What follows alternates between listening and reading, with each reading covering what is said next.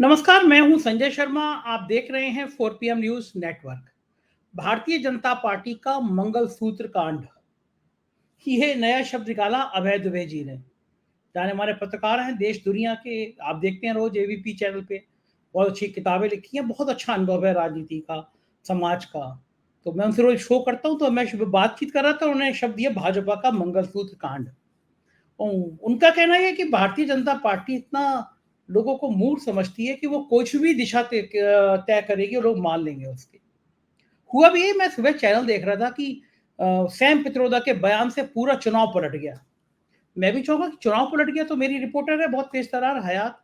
मैंने उससे कहा, हयात तुम आज राजधानी लखनऊ में जाके कुछ लोगों से बात करो, ज्यादा से ज्यादा लोगों से बात करना, पूछना कि सैम पित्रोदा साहब और ये संपत्ति का विवाद। यकीन मानिए, अधिकांश लोगों को कुछ नहीं पता था कि सैम पित्रोदा साहब ने कहा क्या है। और बहुत सारे लोग तो सैम पित्रोदा साहब को जानते भी नहीं थे, क्योंकि सैम पित्रोदा जी इंटेलेक्चुअल क्लास में पॉपुलर हैं, पढ़े लिखे लोगों में पॉपुलर हैं। लेकिन गांव देहात का आदमी, उस समय में संचार क्रांति के जनक रहे सैम पित्रोदा का, अब इस दौर का नौजवान क्या जाने। तो मैं हंस रहा था कि राजधानी लखनऊ में बैठे लोगों को जब यह नहीं पता कि सैम पित्रोदा साहब ने क्या कहा है, संपत्ति का विवाद क्या है, तो कैसे मान लेंगे कि साहब चुनाव पलट गया।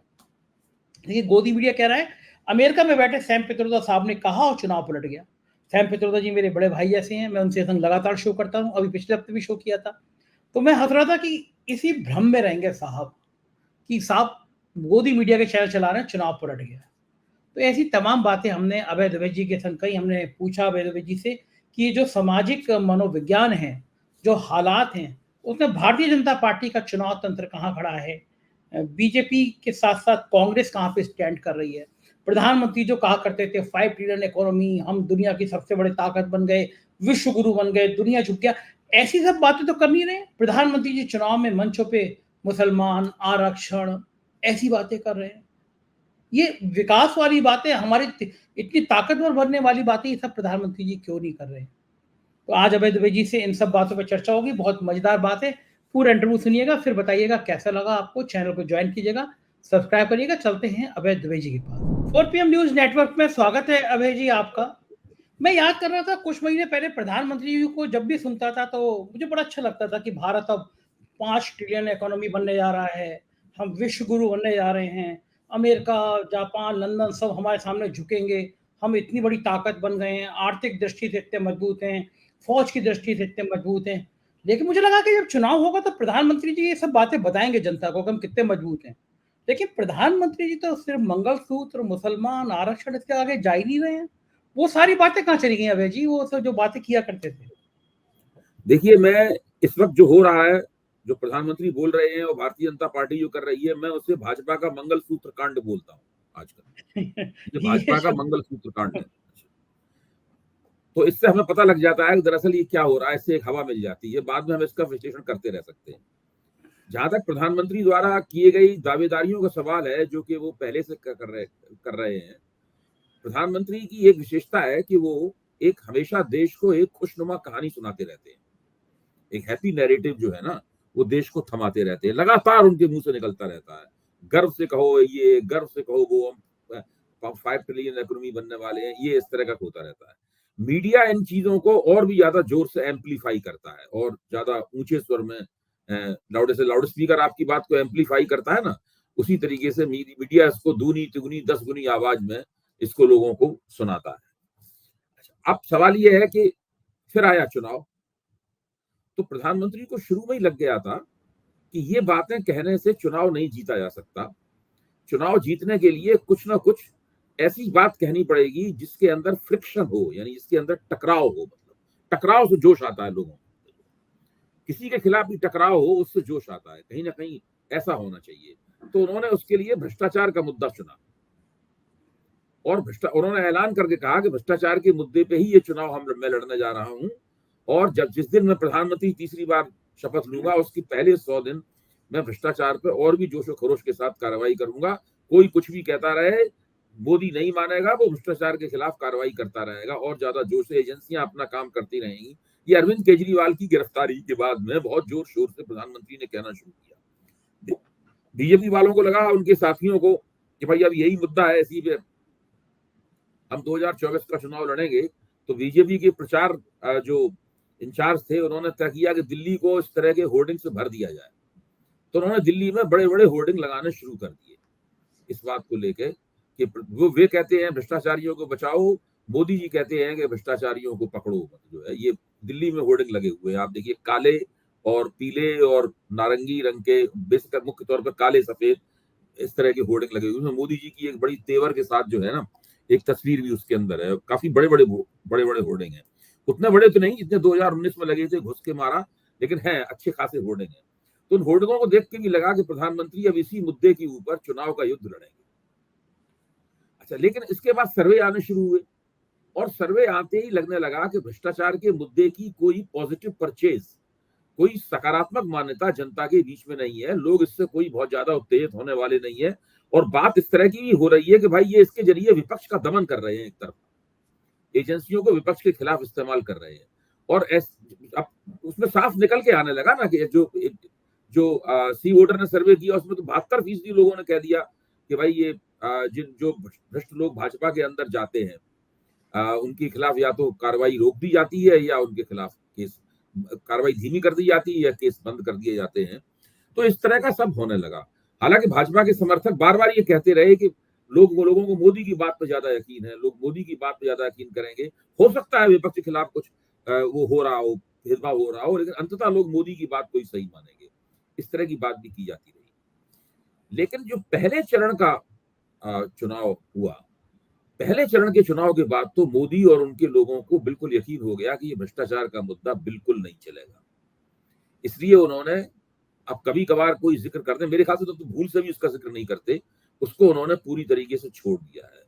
कांग्रेस का जो घोषणा पत्र आया था तो उस वक्त उन्होंने उसे मुस्लिम लीग की घोषणा पत्र कहा था, उसी चीज को उन्होंने फिर से पकड़ा और उसमें जो संपत्ति का सर्वे करने की बात राहुल गांधी ने उसमें कही है और राहुल गांधी उसके ऊपर जोर भी दे रहे हैं, संपत्ति के पुनर्वितरण पर जोर दे रहे हैं, जो कि पुराना समाजवादी नारा है, समाजवादी विचार है जो है, उसके ऊपर जोर दे रहे हैं। और आरक्षण की नीति को, जातिगत आरक्षण को किस तरह एक समता मूलक संपत्ति के वितरण के विचार में बदला है राहुल गांधी ने, मैं उनकी इसमें तारीफ करूंगा। और आज अखबारों में भी इस बात पे एक बड़ा अच्छा विश्लेषण आया है कि किस तरह राहुल गांधी ने जातिगत जनगणना जो है, जातिगत जनगणना में से एक समता मूलक संपत्ति के समता मूलक वितरण का विचार निकाल लिया है उसमें, और उसके ऊपर वो जोर दे रहे हैं। इतना ही नहीं, राहुल गांधी ने ये कहा है कि एक नव संकल्प अर्थव्यवस्था बनाएंगे। यानी पहली बार जो अर्थव्यवस्था खुद कांग्रेस ने, नरसिंह राव जब प्रधानमंत्री थे, मनमोहन सिंह उनके वित्त मंत्री थे, चिदम्बरम उनके वाणिज्य मंत्री थे, और मोंटेक सिंह अहलूवालिया उनके वित्त सचिव थे, तब ये जो जिस अर्थव्यवस्था की नींव रखी थी, जिसे भूमंडलीकरण की अर्थव्यवस्था, नव उदारतावादी अर्थव्यवस्था हम कहते हैं, उसकी नींव रखी थी, उस अर्थव्यवस्था में ट्वीक करना, उसको बड़े पैमाने पर बदलने का वायदा लेकर कांग्रेस आई। मैं समझता हूं भारत के राजनीतिक इतिहास में ये एक अभूतपूर्व किस्म का वायदा है। ऐसा वायदा 1990 के बाद तो किसी ने नहीं किया, किसी ने हिम्मत नहीं की ऐसा वायदा करने की कि वो इस अर्थव्यवस्था को बदलेगा। क्योंकि अर्थव्यवस्था को बदलने का मतलब होता है काफी कुछ बदल डालना। अंतरराष्ट्रीय जो बड़ी बड़ी शक्तियां हैं, उन शक्तियों के सुझाव होते हैं, जो निर्देश के और सुझाव के रूप में होते हैं, लेकिन होते दरअसल वो निर्देश हैं, उनको मानना ही पड़ता है। अंतरराष्ट्रीय मुद्रा कोष, विश्व बैंक, विश्व व्यापार संगठन वगैरह, उनकी कौन नहीं, एशियाई डेवलपमेंट बैंक, सब लोग उनकी बात मानते ही हैं। तो उनकी बातों को जब तक आप नजरअंदाज नहीं करेंगे, भारत की कारपोरेट पूंजी को आप तक नाराज नहीं करेंगे, तब तक आप कोई नव संकल्प अर्थव्यवस्था नहीं बना सकते। लेकिन कांग्रेस इस वायदे को लेकर सामने आई। नरेंद्र मोदी अब उन्हीं चीजों को विकृत तरीके से, उल्टे सीधे मतलब निकालकर अपनी राजनीतिक गोटी लाल करने के लिए पेश कर रहे हैं। और वो उसको यहां तक चले गए कि उसको, कांग्रेस को मुसलमानों का एजेंट दे दिया, एजेंट करार दे दिया। मनमोहन सिंह के 18 साल पुराने भाषण को निकाल के ले आए और तरह तरह की बातें कर रहे हैं। सैम पित्रोदा के इस जो विरासत कर जो है उसकी बात कर रहे हैं, जबकि बिल्कुल स्पष्ट है, कांग्रेस ने साफ कर दिया है कि न घोषणा पत्र में उसका जिक्र है, और कांग्रेस ने साफ कर दिया है कि कोई विरासत कर वगैरह लगाने का उनका इरादा नहीं है। फिर भी प्रधानमंत्री उसको, मामले को खींचे जा रहे हैं। सवाल यह है कि क्या इसका कोई जनता के ऊपर असर हो रहा है? क्या जनता में ऐसा कोई एक मिनट रुकूंगा भाई जी। आज हमने, हमारी रिपोर्टर है हयात, हमने उसको भेजा, हमने कहा तुम राजधानी में मालूम करके आओ, लोगों से पूछो कि सैम पित्रोदा और उनका विरासत वाला बयान, और मैं कहा ज्यादा से ज्यादा लोगों से बात करना। हाँ। अभय जी, राजधानी लखनऊ में 90% लोगों को नहीं पता कि सैम पित्रोदा साहब कौन है, कहाँ है। सही कह रहे हैं आप, सही कह रहे हैं। लेकिन देखिए गोदी ये मीडिया मसला बहुत तकनीकी और पेचीदा है। चैनल की हेडलाइंस क्या थी कि चुनाव पलट गया, 3 दिन में चुनाव पलट गया सैम पित्रोदा के बयान से, मतलब गजब हाँ, का। देखिए देखिए ये पूरा मसला जो है बहुत ही तकनीकी और पेचीदा किस्म का मसला है। ये आसानी से किसी की समझ में भी नहीं आएगा और लोगों की रोजमर्रा की जिंदगी को ये प्रभावित भी नहीं करता है। भाई एक व्यक्ति के जीवन में एक क्षण केवल आता है जब उसको विरासत में कोई संपत्ति प्राप्त होती है, अपने पिता की, अपने पूर्वजों की संपत्ति प्राप्त होती है। उस वक्त वो कर दे रहा है, जैसे जब मुझे अपने पिता माँ बाप की संपत्ति मिली थी विरासत में, है वसीयत के जरिए, तो मुझे कोई कर नहीं देना पड़ा क्योंकि उस वक्त कर का कोई प्रावधान था नहीं, मुझे कोई कर नहीं देना पड़ा। इसलिए मुझे तो ये बात सुन के थोड़ा ताज्जुब ही हो रहा है, लेकिन बाद में पता चला कि कर दिया जाता है। लेकिन जो भी हो, स्थिति ये है कि इस मसले के ऊपर प्रधानमंत्री एक तीर से कई शिकार करना चाहते हैं। पहला तो लक्ष्य यही है कि भाई मतदाताओं में कुछ जोश आए और मुसलमानों के खिलाफ और कांग्रेस के खिलाफ नफरत बढ़ गए। एक तो मकसद ये है। दूसरा मकसद ये है कि भाजपा के कार्यकर्ताओं में जोश आए, वो जो मुरझाए पड़े हुए हैं। तो भाई मोदी जी ने जीत की गारंटी दे दी है, अंग्रेजी में कहते नहीं है सिट बैक एंड रिलैक्स, तो कार्यकर्ता सिट बैक एंड रिलैक्स के मूड में है।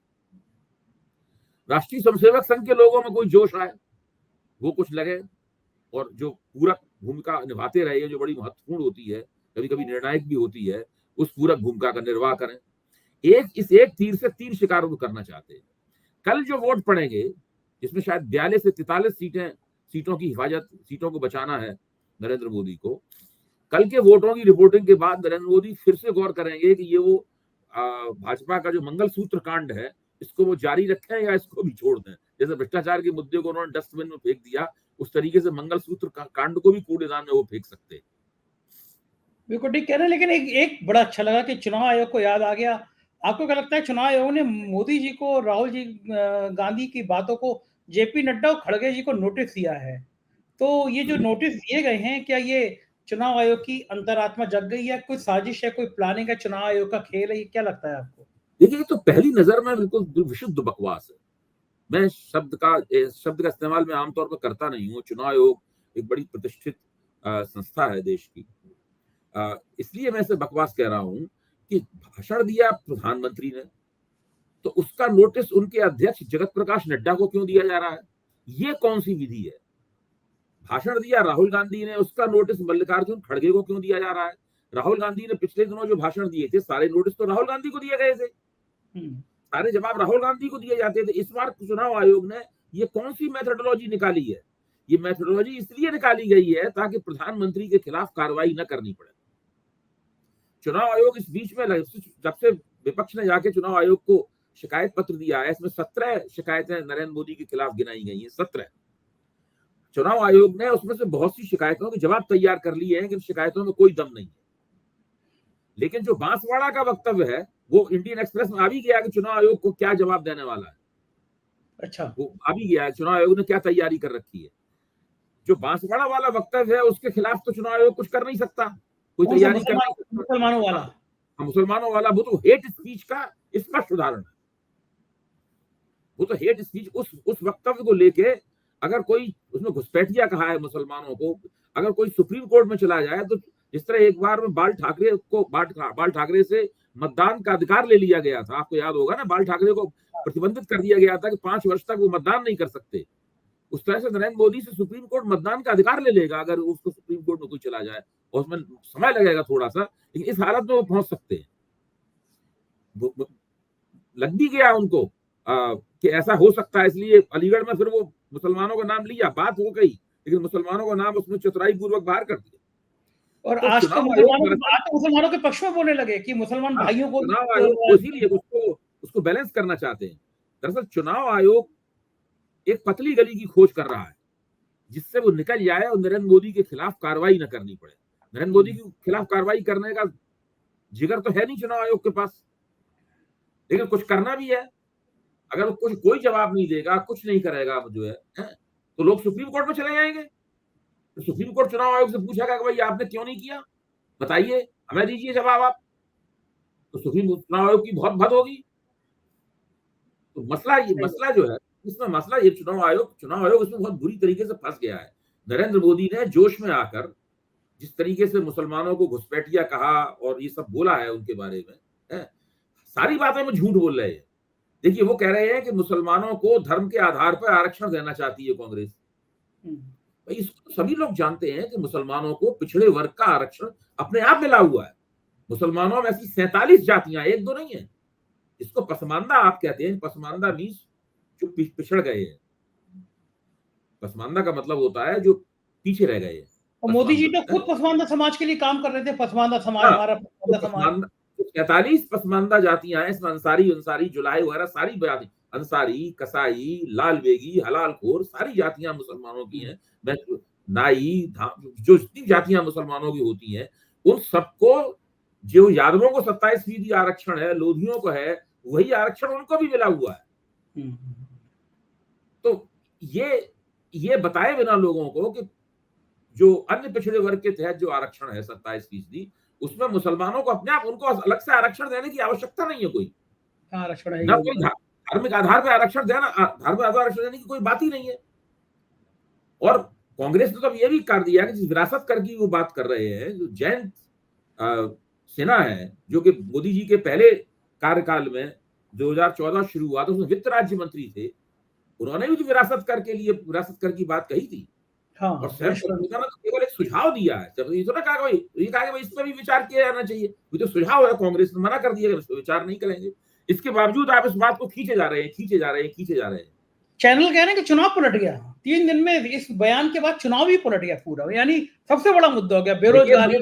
चुनाव का नतीजा कुछ ऐसा निकलेगा कि चैनल पलट जाएंगे। ये आपकी लाइन सही है। नहीं, वास्तव में मतलब ऐसा नतीजा निकलेगा कि उसके बाद चैनलों को बचाव में कुछ पैतरा अख्तियार करना पड़ेगा। अभय जी, सुधीर चौधरी की जो बातें हैं आजकल ट्विटर पे छाई हुई हैं, वो जो प्रियंका गांधी की तारीफ कर दी एक दो बार मंगलसूत्र पे खिंचाई कर दी और कहा कि सही कह रही है प्रियंका जी, लोग हैरान ही, तो अभी से रुख बदलने लगे, अपना ये इंगित करने लगे। लेकिन खतरनाक है आज। देखिए, चालाक लोग पहले से, सुधीर चौधरी पहले कांग्रेस के समर्थक थे। जब कौन नहीं जानता इस बात को। जब 10 साल तक कांग्रेस की सरकार थी तो क्या वो भाजपा के समर्थक थे? सुधीर चौधरी को पत्रकारों में कांग्रेस का तरफदार माना जाता था।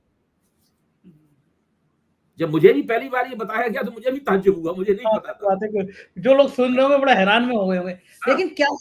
लेकिन क्या हाल हो गया है अभय जी, आज तक ने इतना बढ़िया हेलीकॉप्टर वाला पत्रकार जो बहुत से पत्रकार जो बाद में मोदी भजन मंडली के सदस्य बने, उनमें से बहुत से पत्रकार कांग्रेस, राहुल गांधी परिवार की भजन मंडली के सदस्य थे।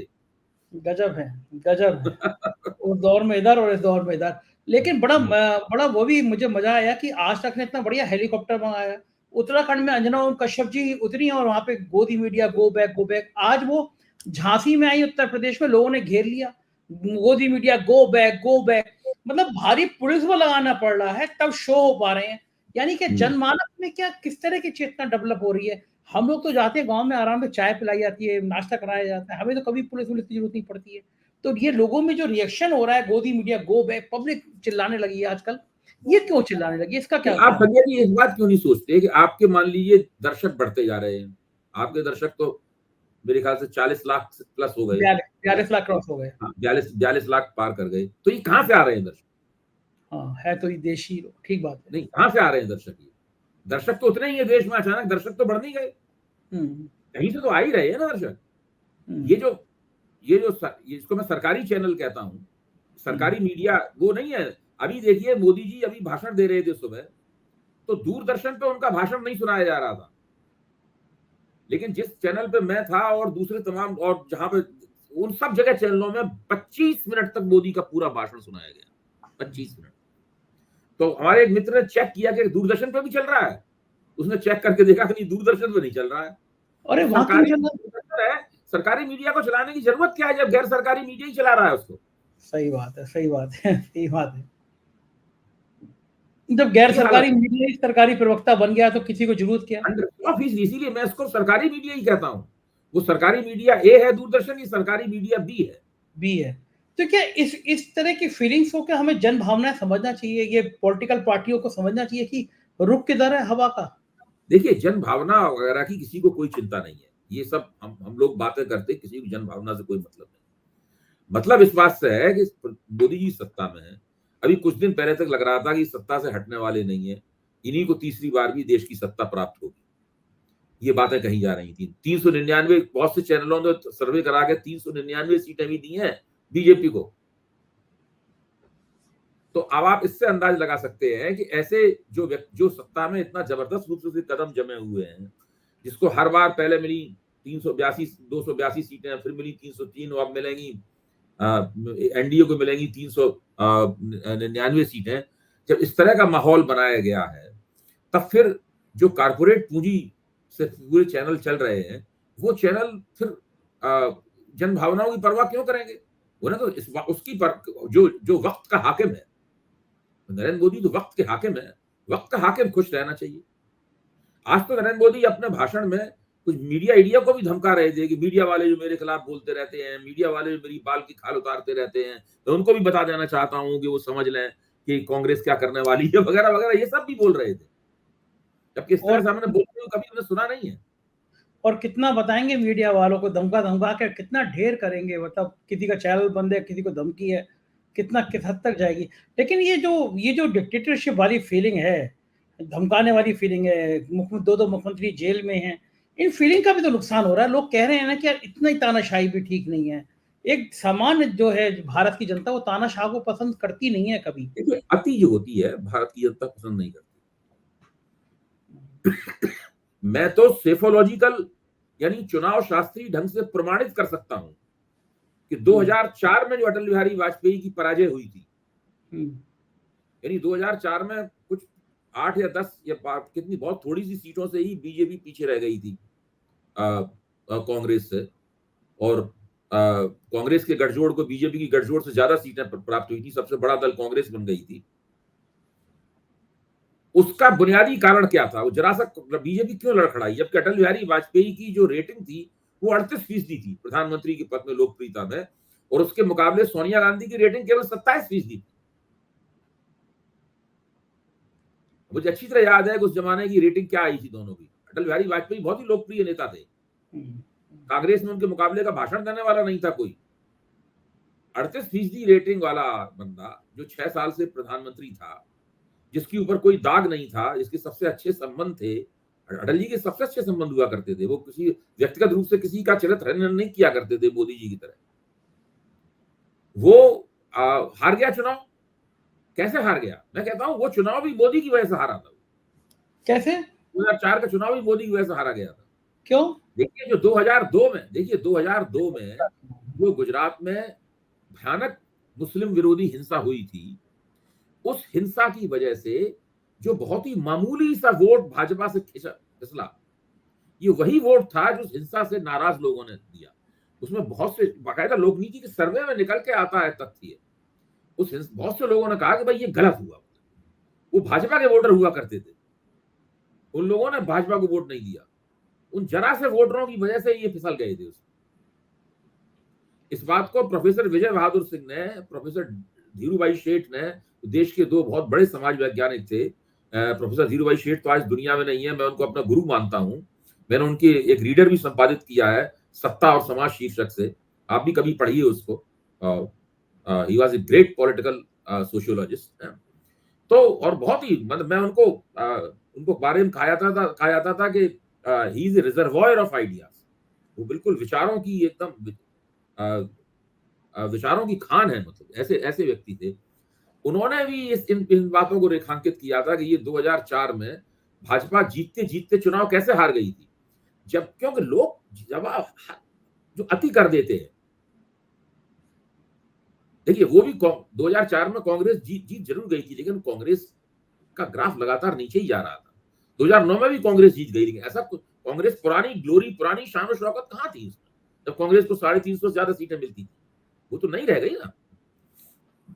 तो ये एक बात है, इसको समझना चाहिए। इन लोगों ने हद कर दी है, और हद का है ना कोई नुकसान होगा। कितना होगा, कैसे होगा, ये तो 4 जून को पता चलेगा। लेकिन ये असंभव है कि इन लोगों को नुकसान न हो। अच्छा, ये जो चुनाव प्रचार चल रहा है, आप इसमें क्या मानेंगे कि भाजपा का बेहतर है चुनाव प्रचार या कांग्रेस का बेहतर है चुनाव प्रचार? देखिए, जहां तक चुनावी मुहिम को सुव्यवस्थित तरीके से और तर्कसंगत तरीके से चलाने की बात है, उसमें तो भाजपा मुझे शुरू से आगे लग रही है। अब जैसे कि मान लीजिए समाजवादी पार्टी 13 से ज्यादा उम्मीदवारों को बदल चुकी है। एक-एक कॉन्स्टिट्यूएंसी में एक से ज्यादा बार उम्मीदवारों को समाजवादी पार्टी ने बदला है। खुद अखिलेश जहां से लड़ रहे हैं अभी, उससे पहले उन्होंने तेज प्रताप को घोषित कर दिया था। अब फिर अखिलेश ने आके पर्चा भर दिया कन्नौज से। तो ये इस तरह की अव्यवस्था भाजपा में आपको नहीं मिलेगी। 1-2 जगह मिलेगी वहां पर, इतना नहीं मिलेगा भाजपा में इस तरह की अव्यवस्था। उस लिहाज से देखा जाए कि रणनीतिक रूप से भाजपा जो है ज्यादा सुसंगत तरीके से चुनाव लड़ते हुए दिखती है। अच्छा, जनता में प्रभाव किसका लगा है? जितनी चीजें भाजपा के हाथ में है वो तो भाजपा ने ठीक कर ली, लेकिन जो चीजें भाजपा के हाथ में नहीं है वो आप कैसे ठीक करेंगे? आपने 10 साल में जिस तरह का शासन चलाया है, 10 साल में जिस तरह आपने भाजपा को कैप्चर करके बिल्कुल एकदम डिस्ट्रिक्ट मजिस्ट्रेट की तरह, जैसे डिस्ट्रिक्ट मजिस्ट्रेट कलेक्ट्री चलाता है, कलेक्ट्री के दफ्तर को चलाता है, उस तरीके से आपने एक पॉलिटिकल पार्टी चलाई। उससे क्या हुआ कि आपने भाजपा के कार्यकर्ता की जो राजनीतिक पहलकदमी होती है, उस पहलकदमी को छीन लिया। 10 साल से आप छीने हुए, सारी सत्ता आपके हाथ में है, आप ही लोगों को बांटते हैं। आप, तुम्हें इतनी सत्ता का हिस्सा मिलेगा, तुम्हें ये मिलेगा, तुम्हें ये मिलेगा, आप सिन्नियां बांट रहे हैं। तो वो ये जो हो रहा, आप एक दिन पहले आया आदमी जिसको आप गाली दे रहे थे, कल तक तुरंत आपने उसको राज्यसभा में भेज दिया। फिर एक आदमी आया जिसको आप कल तक अपराधी बता रहे थे, कोयला घोटाले का अभियुक्त बता रहे थे, उसको आपने लोकसभा का टिकट दे दिया 24 घंटे के अंदर अंदर। तो ये सब जो काम आपने किए हैं, इन सब कामों से धीरे धीरे करके कोई समझ नहीं पाया, न मोदी समझ पाए, न हम लोग समझ पाए। एक इनर्शिया, एक तरह की जड़ता भाजपा के कार्यकर्ताओं में आ गई। राष्ट्रीय स्वयंसेवक संघ में वो जड़ता आ गई। संघ वाले कहते हैं कि मोदी ने गारंटी दी है, हमने नहीं गारंटी दी है ये। तो ये जो सब जो हुआ है ना, ये नहीं अंदाज था कि ऐसा हो जाएगा भाई। राजनीति कहते हैं सिक्के के 2 पहलू होते हैं, राजनीति में सिक्के के कई पहलू होते हैं। तो ठीक बात है, कब कौन सा सिक्का कहाँ काम आ जाए, कहाँ नहीं जा सकता, आपको पता ही नहीं कितने पहलू है सिक्के में। बिल्कुल ठीक बात है, और ये कब कैसे चेंज होगा बहुत कहना मुश्किल है, बहुत कठिन है डगर पनघट की। शुक्रिया अभय जी हमसे बातचीत करने के लिए और सब बातें बताने के लिए। तो ये थे अभय दुबे जी, आपने सुना पूरी बात। क्या मजेदार बात है, और प्रधानमंत्री जी को पता नहीं क्यों ऐसा लगता है कि वो जो कह रहे हैं वो सच है, लेकिन ये जनता है ये सब जानती है। 4 जून को पता चल जाएगा। आप अपनी राय बताइएगा, चैनल को ज्वाइन कीजिएगा, सब्सक्राइब करिएगा। शुक्रिया, थैंक यू।